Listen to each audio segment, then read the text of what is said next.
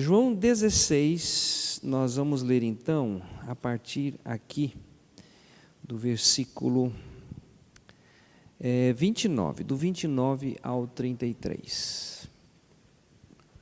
Disseram-lhe os seus discípulos: Eis que agora falas abertamente e não dizes parábola alguma. Agora conhecemos que sabes tudo e não há mister de que alguém te interrogue. Por isso cremos que saíste de Deus. Respondeu-lhe Jesus: Credes agora? Eis que chega a hora e já se aproxima, em que vós sereis dispersos, cada um para a sua parte, e me deixareis só. Mas não estou só, porque o Pai está comigo. Tenho-vos dito isto, para que em mim tenhais paz. No mundo tereis aflições, mas tende bom ânimo. Eu venci o mundo. Amém. E depois nós temos o capítulo 17, que é lindo, lindo, lindo, lindo. A oração que Jesus faz pelos seus discípulos, antes de ele ser assunto aos céus, e também por nós, por aqueles que iriam crer na palavra. Então, capítulo 17, riquíssimo. Mas hoje nós vamos então ficar com esses versículos apenas. Gostaria de orar com vocês. Senhor, nessa hora que nós abrimos a Tua palavra, e nesse momento nós precisamos do Senhor, precisamos da revelação, precisamos, Senhor, que o Senhor desperta-nos para a Tua palavra, para entender até mesmo cada momento da nossa vida, da nossa história, para vivermos de uma forma que agrada ao Teu santo nome. Ajuda-nos nessa hora, em nome de Jesus. Amém. Muito bem, eu fiz uma oração, e às vezes as nossas orações parecem ser muito frívola, porque cada um está enfrentando uma realidade, Eu sei que o Gustavo enfrenta uma realidade, eu enfrento uma, Janete, o Renato, cada um de nós temos aí algumas situações, E eu orei mais no sentido de Deus abrir o nosso entendimento, para nós entendermos o momento, a história, o momento em que vivemos.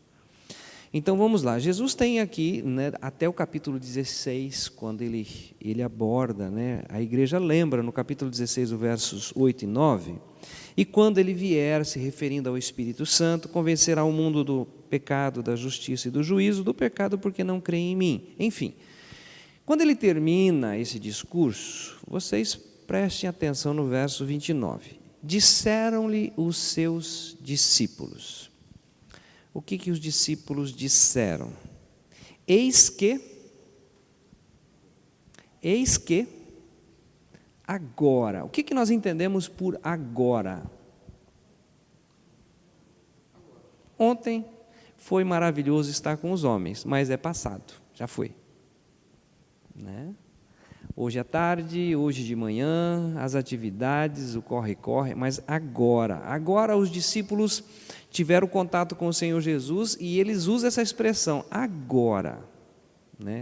Por que desse agora? Ele diz assim, agora falas abertamente e não dizes parábola alguma. Por quê? Porque ele está no fechamento, antes de ser assunto aos céus, ele fala que o Espírito viria trazer a consolação, então ele está sendo muito claro nas suas palavras.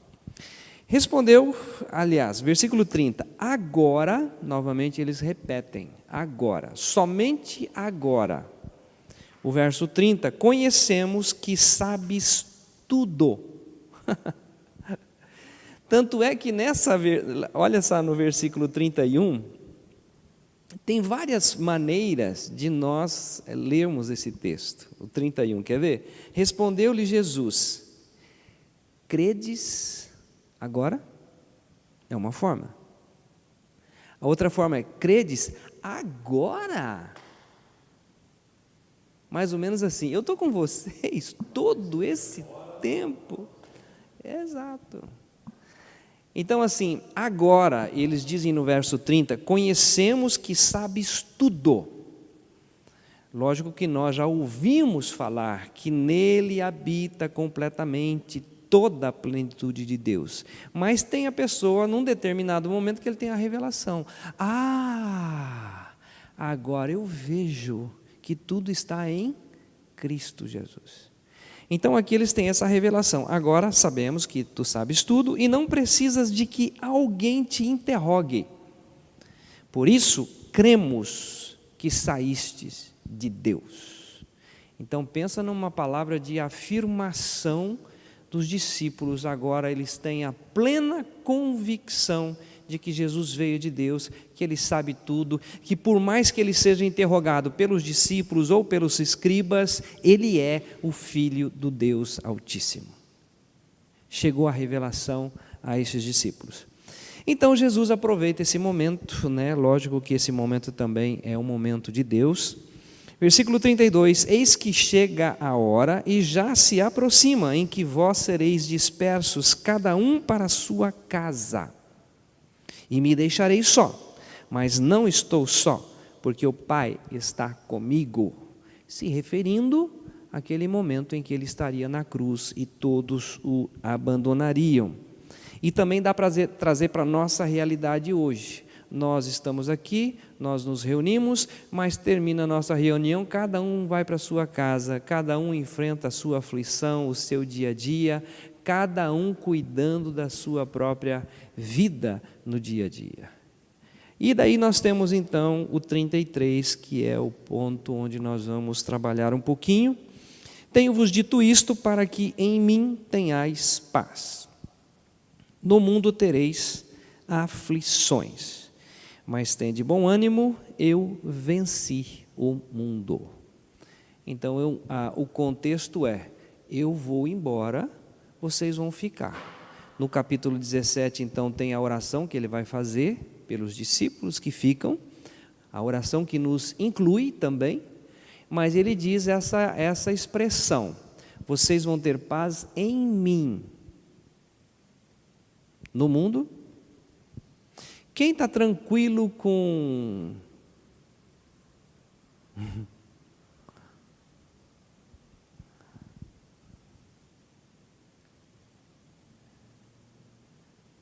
Está todo mundo tranquilo com o nosso governo, com as nossas corrupções, com as malas de dinheiro, com toda a situação, seja da merenda escolar, seja da aposentadoria, seja das obras superfaturadas. Nós ficamos tranquilos com isso? Não, isso gera aflição em nós. E ainda bem que gera, né? O problema é quando a pessoa se conforma com tudo isto. Não é o nosso assunto. O nosso assunto é este aqui. No mundo tereis aflições. Tá bom? Alguém pode dizer a expressão aflição? O que você entende por aflição? Nosso estudo é tranquilo. O que é aflição?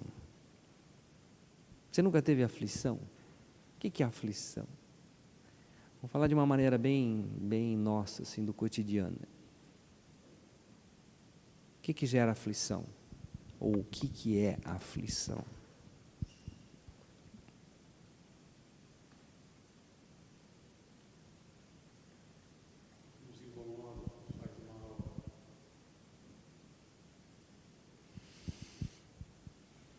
Eu anotei para a gente ter, assim, definições mais pontuais, mas todo mundo sabe o que é. É algo que incomoda, gera sofrimento, não traz sossego, não traz paz. Lembre-se que em mim tereis paz. Nós temos paz nele.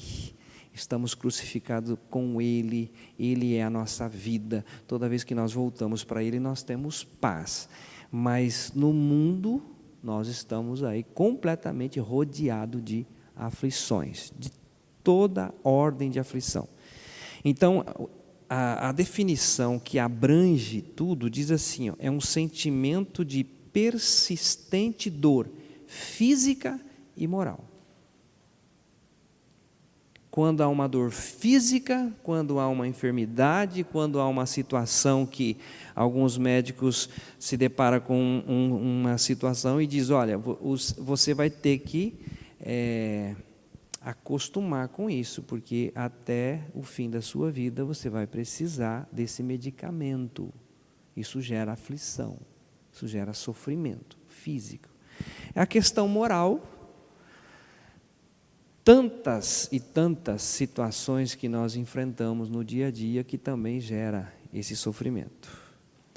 Muito bem, também definido como é uma ânsia.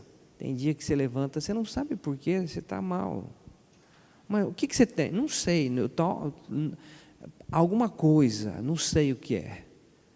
Isso não significa que você não está em Cristo, você está em Cristo. Em Cristo nós temos paz, mas o mundo aí nos pega com determinadas situações. O que mais? Agonia.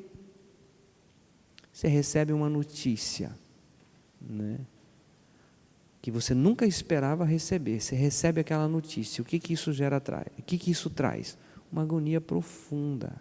E agora? A igreja que parecia tão próxima não está próxima, ela está distante.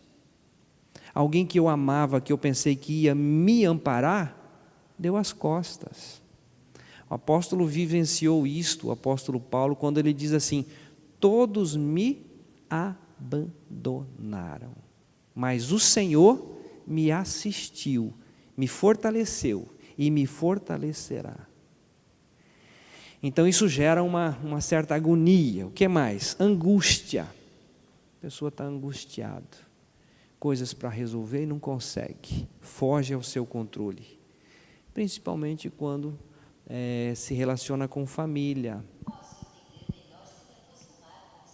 Aê! Apareceu. Esse momento, o Ed e Marley estão vivendo esse momento muito, muito angústia. Os médicos disseram, essa é a última semana da mãe da Marley. O João estava vivendo um momento de angústia com a perda da mãe. Então, são situações e situações que nos deixam angustiados. Muito bem, uma vez que nós temos isto, nós vamos lembrar de alguns fatos. Por exemplo, Jó era um homem rico, ele era o homem mais rico do Oriente. Ele perde toda a sua riqueza. Gera angústia, gera uma aflição tremenda. Depois ele recebe a notícia que os filhos também morreram. Mais aflição. Depois disso, ele fica doente. Um homem sadio, rico, com uma família fantástica, de repente está fora da cidade, raspando a pele com cacos de telha, por causa da lepra. Como se não bastasse, a esposa diz: amaldiçoa o teu Deus e morra. Pronto. Na psicologia é dito que uma pessoa assim poderia ter surtado. Apaga e tem uma crise ali, pronto, surtou. Nós não encontramos isso. Tem toda uma situação de Jó até o momento em que Deus se revela a ele. E tudo isso hoje, olhando para o livro de Jó, nós entendemos que era extremamente necessário.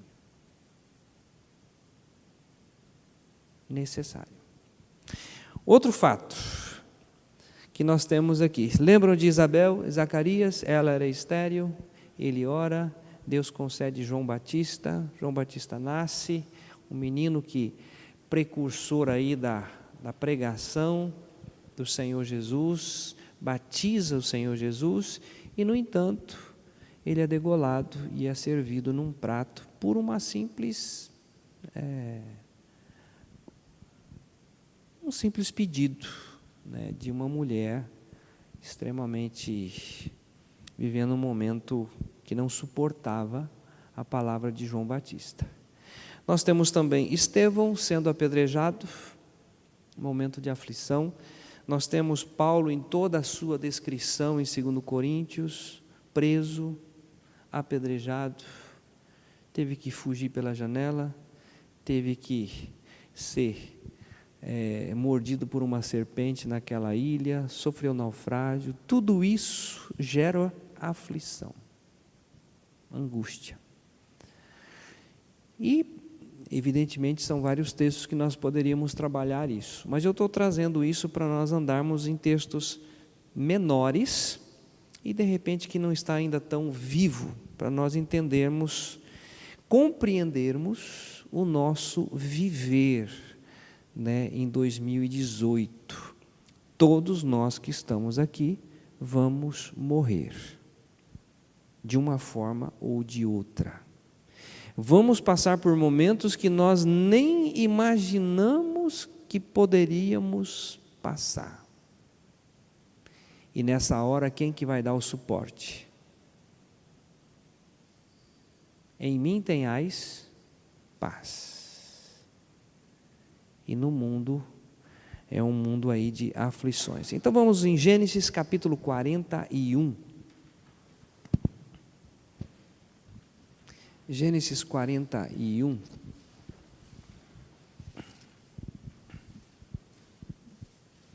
Os versos 51 e 52. Ô Mateus, meu amigo, você não traria um copo de água para mim, por gentileza? Olha só, coisa boa. Gênesis 41, 51 e 52. E chamou José o nome do primogênito, Manassés, porque disse: Deus me fez esquecer de todo o meu trabalho e de toda a casa de meu pai. E o nome do segundo chamou Efraim, porque disse: Deus me fez crescer na terra da minha aflição.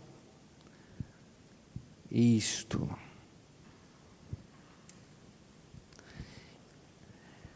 Alguém se lembra aqui desse episódio? José, ele foi vendido pelos irmãos.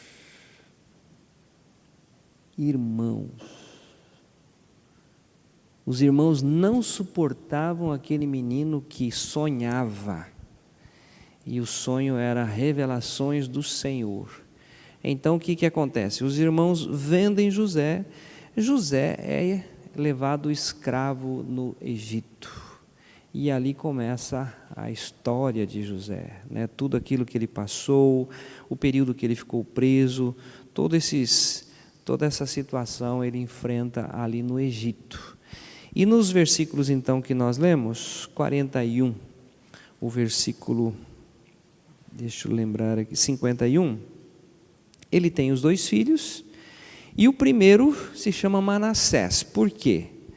Porque Deus me fez esquecer de todo o meu trabalho e de toda a casa de meu pai.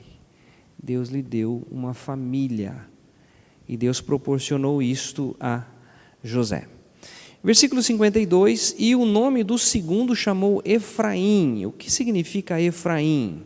Deus me fez crescer na terra da minha aflição. O que nós entendemos com isto? É que na aflição que nós crescemos.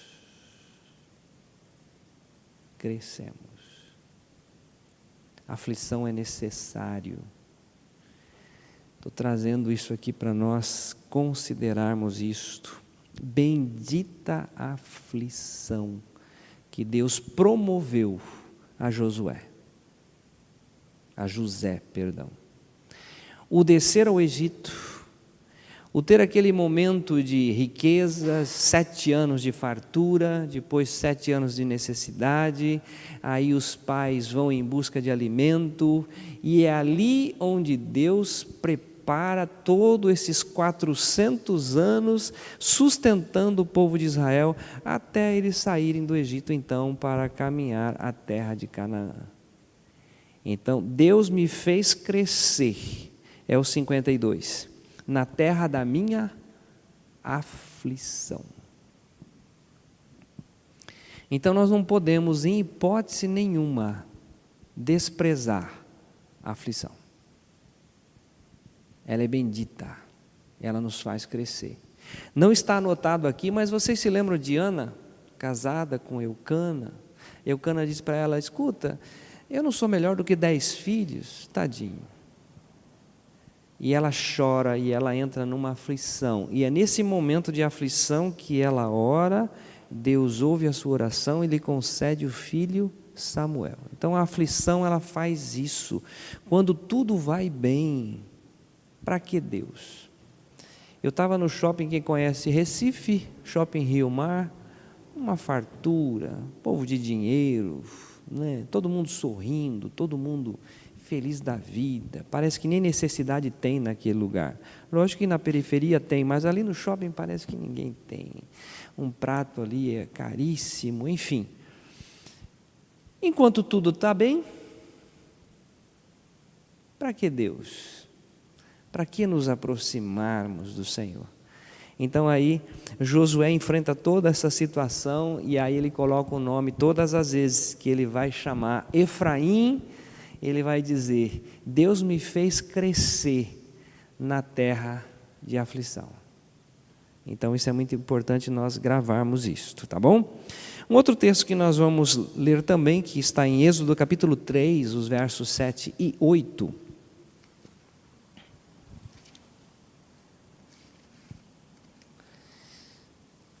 Êxodo 3, 7 e 8. E disse o Senhor: tenho visto atentamente a aflição do meu povo, que está no Egito, e tenho ouvido o seu clamor, por causa dos seus exatores, porque conheci as suas dores. Porque desci para livrá-lo da mão dos egípcios, e para fazê-lo subir daquela terra, a uma terra boa e larga, a uma terra que mana leite e mel, ao lugar do cananeu, e do eteu, e do amorreu, e do perizeu, e do eveu, e do jebuseu. O Ed, quando ele vai ler, ele fala assim: pastor, mas tem algum texto difícil? Gente, presta atenção aqui no versículo 7. E disse o Senhor: tenho visto atentamente a aflição do Eliseu, do Walter, do Renato, do Fernando, de quem mais? Da Sueli, de quem mais? De quem mais? Do Ari, da Sandra, do Torte. Eu tenho visto a aflição de vocês atentamente.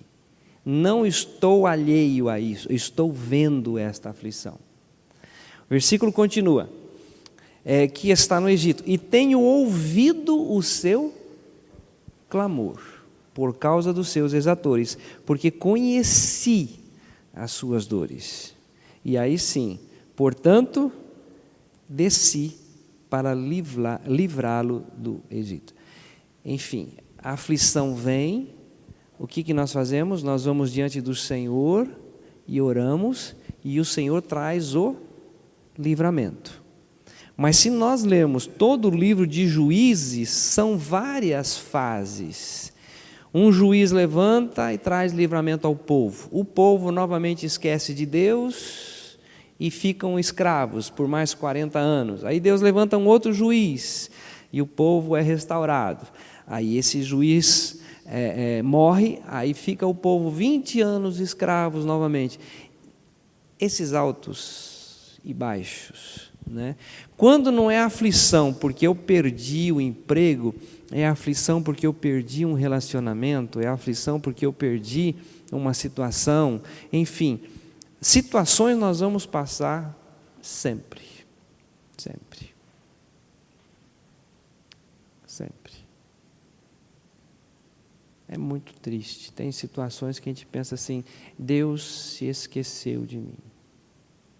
Deus não está atento às minhas aflições, mas o texto diz que Ele está atento, e Ele desce para livrar.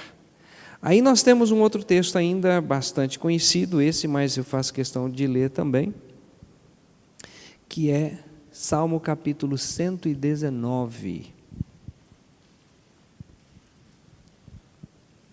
Salmo 119, o verso 67.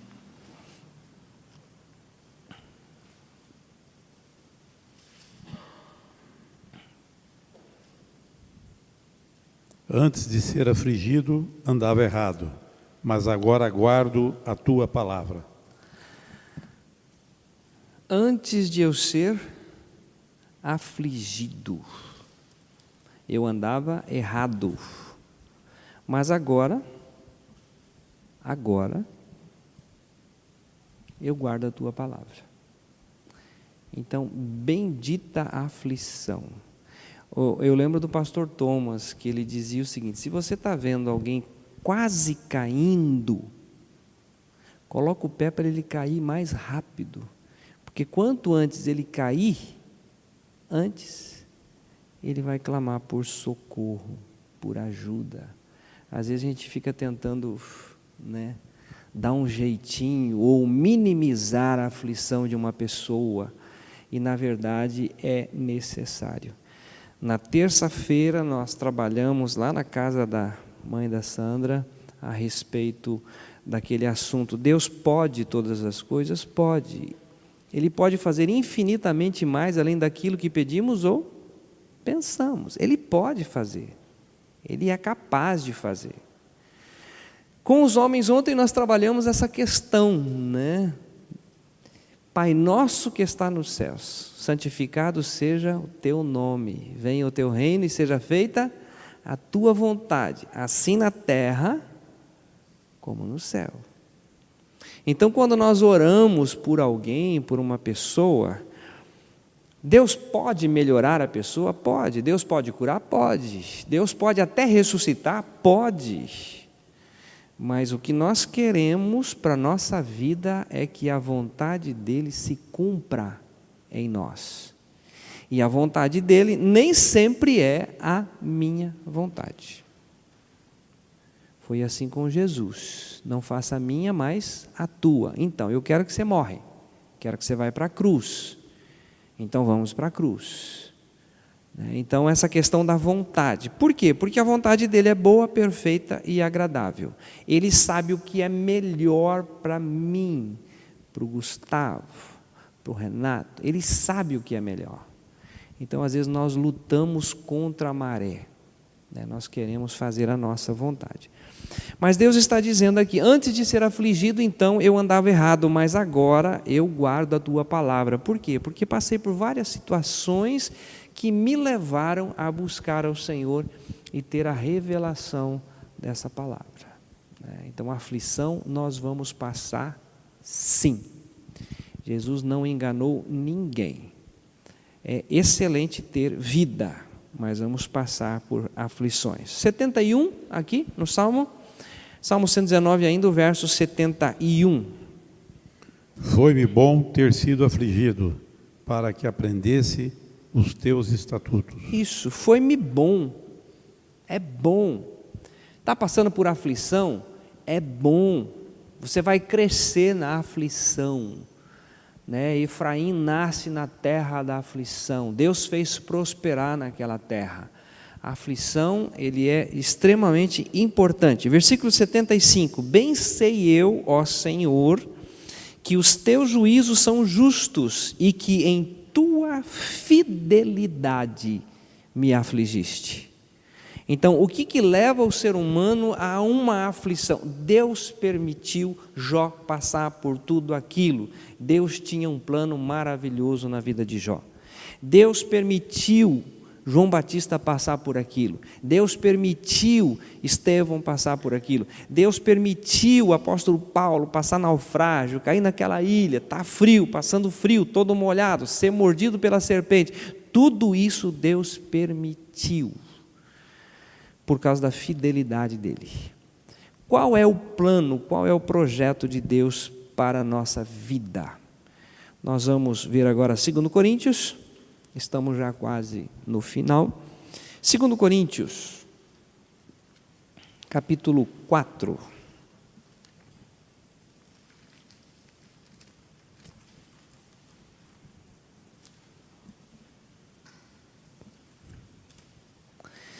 Vamos lá, versículo 16 até o 18.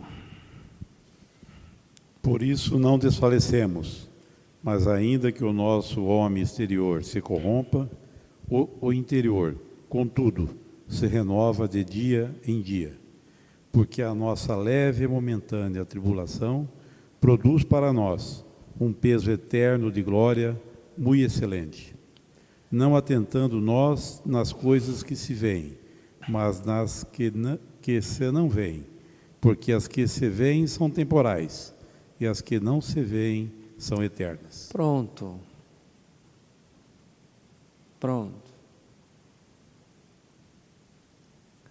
No domingo ali no velório, eu estive com a mãe do João quando ela estava bem, depois quando o câncer atingiu o pulmão, depois quando atingiu a coluna, depois quando atingiu o seio, depois quando atingiu o cérebro, aí tudo foi sendo danificado, até perder os dentes, até ser alimentada por sonda e, por fim, a morte física. E nesse tempo todo, o João testemunhando, eu vi como foi importante aquilo na vida da minha mãe, de levá-la a conhecer o Senhor Jesus. Era necessário? Era necessário. Esse nosso exterior, esse corpo, ele vai se corromper mesmo. Ninguém daqui pode usar Cronos, pode usar, Dia das Mães aí, empanturre a mãe de vocês de creme para ficar linda, Mas isso é uma questão de dias, de repente meses ou anos. O importante é o verso 16. O interior, contudo, se renova de dia em dia. O exterior está lá, está sofrendo, está tendo aflição aqui e ali, assuntos para resolver. Quando que eu poderia imaginar, já junto com a minha irmã, escolhendo o caixão do meu cunhado? Noemi, é o momento, nós temos que escolher, vamos lá, vamos comprar o caixão. São momentos que ninguém espera, ninguém imagina, mas acontece. Ninguém está livre, das aflições, mas aí nós temos no verso seguinte, a nossa leve e momentânea tribulação produz para nós um peso eterno de glória muito excelente. Não atentando nós nas coisas que se veem, mas nas que se não veem, porque as que se veem são temporais e as que se não veem são eternas. Então, irmão Renato e nós que estamos aqui, estamos dia a dia se acabando. Ontem eu cortei meu cabelo, acho que vocês perceberam que ficou bem mais curtinho, feinho, as ruguinhas aparecem mais. Eu não sei porque que espelho de salão tem que ser tantas luzes. Eu não conseguia me olhar, eu fazia assim, eu olhava assim, aí ele contava uma piada e eu queria rir, mas as rugas apareciam demais naquela luz, não sei porquê daquilo. E quando é uma luz mais opaca, é mais tranquilo, Fazer o quê? Ninguém está livre dessa história. Vamos voltar para João capítulo 16, porque eu queria deixar isso aqui muito claro para nós, quando o Senhor Jesus, nesse contato com os discípulos, agora que eles têm os olhos abertos para essa realidade. 16, vamos no 33. Tenho-vos dito isto, para que em mim tenhas paz. No mundo tereis aflições, mas tende bom ânimo. Eu venci o mundo. Que nova descoberta será depois dessa história da Petrobras? É a questão da merenda escolar. Depois da merenda escolar vem o quê? Depois vem o quê? Isso tudo gera aflição, gera ansiedade, a gente sofre, a gente tem vontade de fazer justiça, a gente tem vontade de resolver, esperança de repente num novo governo. Isso tudo é uma coisa que não gera expectativa, mas não resolve, Basta cada dia o seu mal. Mas o que nós queremos deixar aqui é que Deus tem um projeto para mim, para nós, para os filhos dele, é que nós cheguemos à imagem do seu Filho. Esse é o projeto de Deus. Então, determinados momentos que eu estou passando é para nos aproximar do Senhor.